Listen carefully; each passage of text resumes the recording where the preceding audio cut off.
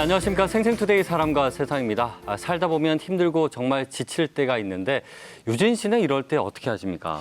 저는 책을 보면서 좀 와닿은 문구들을 메모장에 적어놨다가 네. 한 번씩 들춰보곤 하는데요. 이렇게 각자 마음을 달래는 방법들이 있으실 텐데 오늘 함께할 오나경 리포터는 어떤 방법들을 가지고 있는지 궁금합니다. 어서 오세요. 안녕하세요.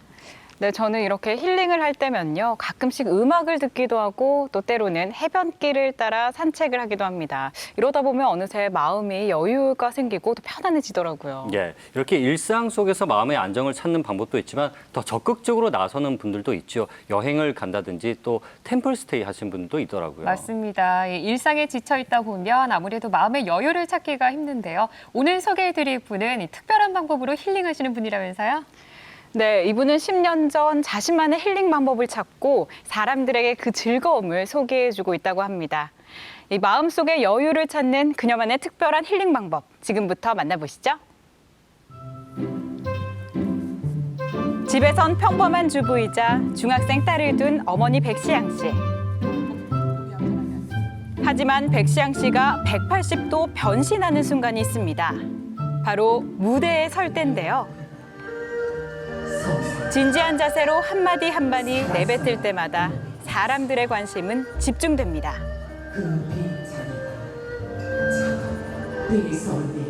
10년 전 인생의 전환점을 찾고 새로운 삶을 살아가는 백시양 씨의 이야기, 지금부터 함께 만나보시죠.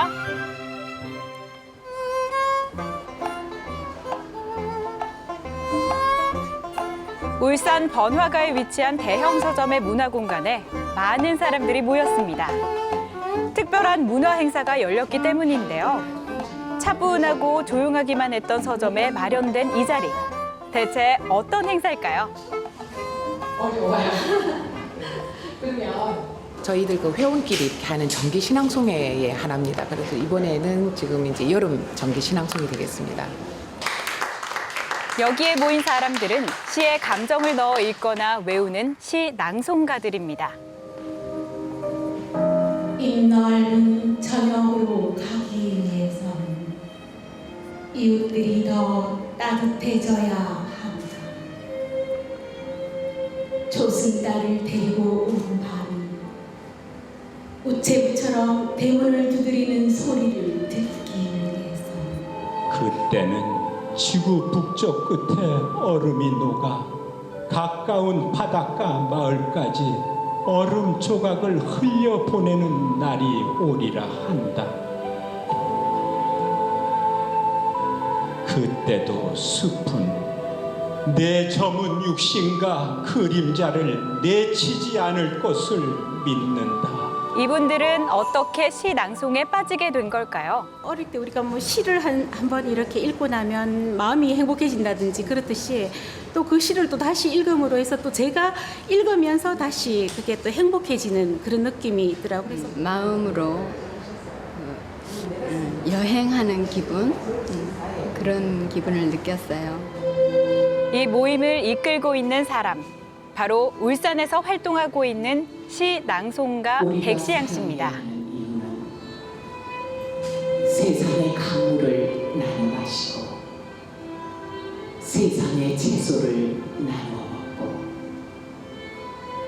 똑같은 해와 달 아래 똑같은 주름을 만들고 산다는 것이다. 시 낭송이 끝나자 박수가 터져 나옵니다. 잘하시죠. 목소리도 너무 고우시고요. 예, 감정도 풍부하시고요. 예, 너무 잘 들었습니다. 전문 시 낭송가인 백시양 씨는 일상에 시가 꼭 필요하다고 생각하는 사람입니다. 아주 이렇게 좀 이런 문학을 통해서 나의 어떤 그 잠재되어 있는 그런 감정들을 이렇게 토해낼 수 있는 그런 것들이 시낭송의 가장 큰 매력이 아닐까 그렇게 생각을 합니다. 그러면서 굉장히 어떤 그런 카타르시스 내지는 어떤 그런 희열 이런 걸 느끼게 되는 거죠. 시 낭송회를 마치고 집으로 돌아온 백시양 씨. 피곤한 기색이 역력한데요. 시 낭송을 마치고 나면 이렇게 파김치가 되곤 합니다. 아이고, 힘드셨어요. 긴장했던 것들이 확 이렇게 풀어지니까 그래서 엄청 피곤해요. 갔다 오면. 육체 노동했는 거 못지않게 굉장히 피곤하답니다.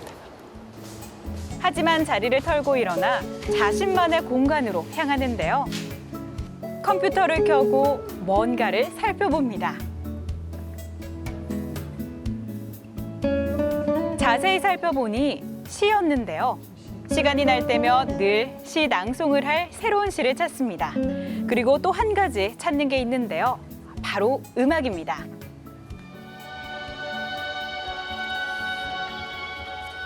틈틈이 시간 나는 대로 이제 찾아보고 준비를 해놓죠. 예, 시 찾는 작업이라든가 아니면 이제 또 그 시에 맞는 음악 고르는 작업들 뭐 이런 거. 예.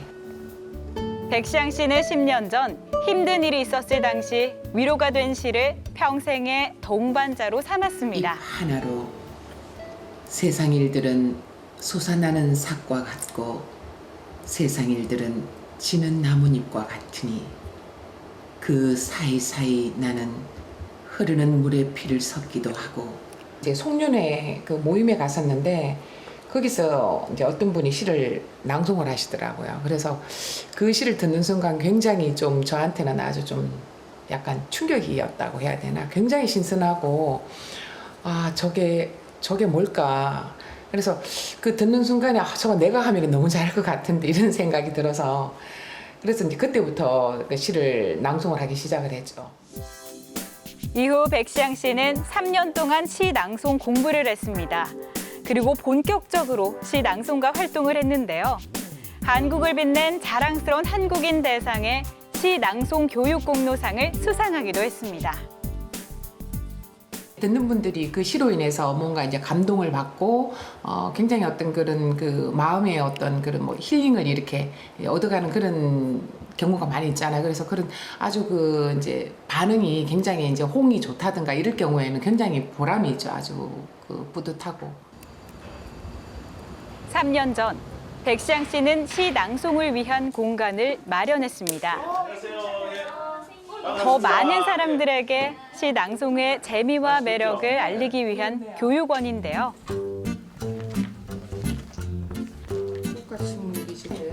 시 낭송에 관심이 있는 사람이면 누구나 이곳에서 시 낭송 교육을 받을 수 있습니다. 처음 교육원이 문을 열었을 때에 비해 지금은 많은 사람이 이곳을 찾고 있는데요. 반복이 되잖아요. 2번 반복했죠. 그 다음 세 번째.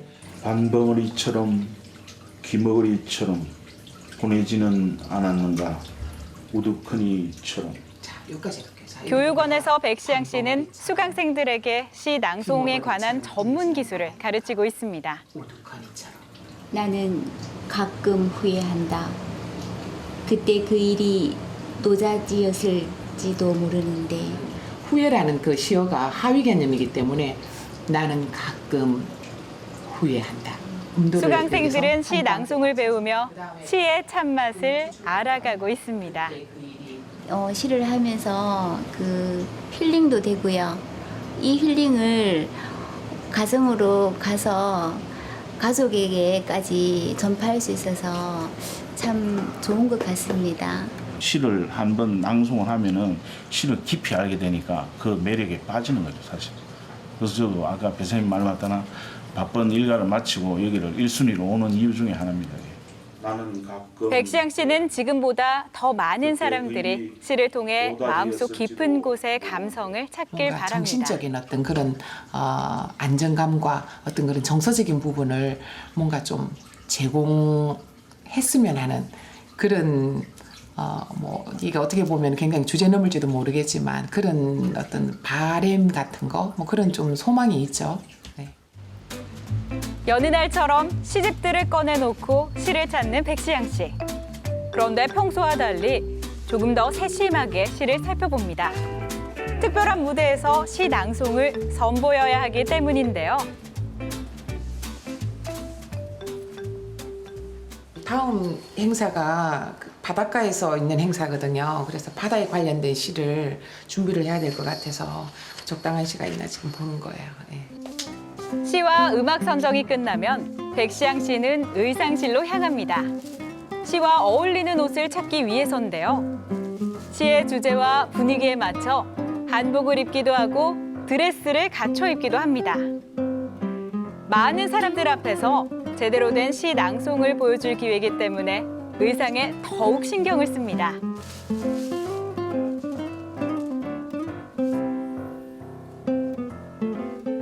잔잔하고 좀 그런 시인데 의상이 너무 화려하다든가 이러면은 좀 언밸런스가 나거든요. 그래서 항상 시의 느낌이나 그다음에 그 행사의 어떤 그런 그 컨셉이 뭔가 그다음에 장소 뭐 여러 가지를 생각을 해서 고르는 편이죠.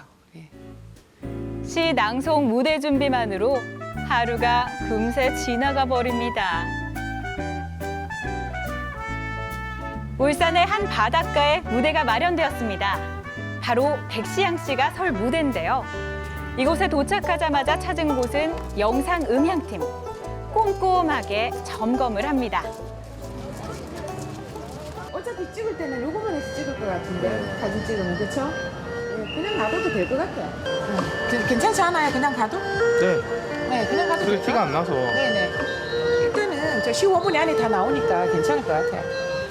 그런데 무대 위에 선 백시양 씨의 표정이 심상치 않습니다. 여기 같은 경우는 일단 지금 야외인데다가 주위가 굉장히 지금 산만하거든요.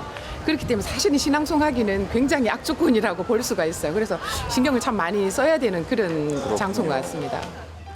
이렇게 무대 점검을 끝내고 나면 본격적인 시 낭송 준비를 합니다. 의상과 메이크업도 중요하지만 가장 중요한 건 마음의 준비. 떨리고 긴장되긴 하지만 그래도 이 순간을 즐겨봅니다.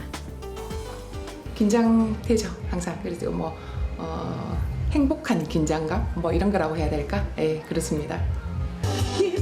이날 백시양 씨가 설 곳은 2016 울산 조선해양축제의 일환으로 마련된 무대.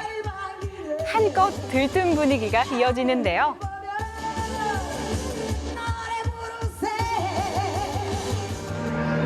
드디어 백시양 씨의 차례. 백시양 씨가 심사숙고 끝에 선택한 시는 무엇일까요? 자, 궁금하네요. 그리운 바다 서사 살아서 고독했던 사람 그 빈자리가 차가워 아무리 동백꽃이 불을 피워도 살아서 가난했던 사람 그 빈자리가 차가워 살아서 가난했던 사람 죽어서 실컷 먹으라고 보리밭에 묻었다. 살아서 술을 좋아했던 사람 죽어서 바다에 취하라고 섬 꼭대기에 묻었다. 살아서 그리웠던 사람 죽어서 찾아가라고 집시 뒀자. 백시양 씨의 시 낭송, 사람들은 어떻게 느꼈을까요? 너무 편안한 것 같네요. 삶의 생활이 묻은 이야기라서 너무 와닿습니다. 포근하고 얼마나 좋습니까? 이런 시를 바닥에서 듣는다니 참 힘든데 너무 감개무량하네요. 힘들긴 하지만 가장 보람 있는 순간. 이 순간이 바로 백시양 씨가 시 낭송을 하는 이유입니다. 앞으로도 백시양 씨는 시 낭송의 행복을 더욱 많은 사람들에게 알릴 겁니다.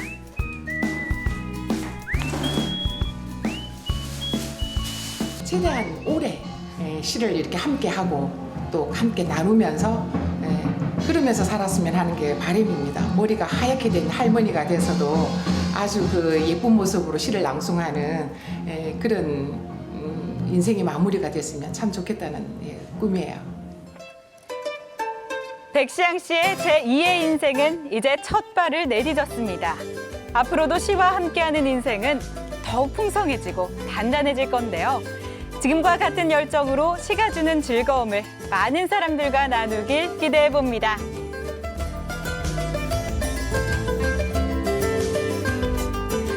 네, 시로 즐거움을 찾고 있는 백시양 씨의 일상. 이 두 분은 어떻게 보셨나요? 예. 요즘에 아무래도 시를 좀 많이 잊고 살잖아요. 근데 네. 보니까 운치 있고 너무나 멋집니다. 저도 학교 다닐 때 이렇게 외웠던 시 한 구절이 또 생각이 나기도 하고요. 정말요? 한번 해주세요. 잎새에 있는 바람도 나는 예, 죄송합니다. 네, 예, 이렇게 어쨌거나 신앙송이라고 하면 왠지 어려울 것 같고 그리고 시에 대해서도 정말 잘 알아야 할 것만 같은 그런 마음이 먼저 드는데 오늘 이렇게 여러분들이 하시는 걸 보니까 한번 도전해봐도 좋지 않을까라는 네, 생각을 맞아요. 해봅니다. 네. 그리고 이 백시양 씨가 많은 분들이 시에 보다 편안하게 접근할 수 있도록 잘 알아들을 수 있게 잘 얘기해 주시는 것 맞습니다. 같습니다. 네, 이렇게 백시양 씨는요, 시가 필요한 곳, 또 시를 배우고 싶어하는 사람들이 있는 곳이라면 어디든 찾아간다고 합니다. 이렇게 앞으로도 많은 사람들과 신앙송의 즐거움을 나누면서 삶의 행복을 찾고 싶다는 백시양 씨, 그 꿈 꼭 이루시길 바랍니다. 예, 이번 시 낭송 통해서 진정한 자신을 찾아가고 있지 않겠습니까? 앞으로도 좋은 활동 기대해 보겠습니다. 네, 생생스데이 사랑의 세상 오늘 여기서 마칩니다. 함께해 주신 여러분 고맙습니다. 고맙습니다.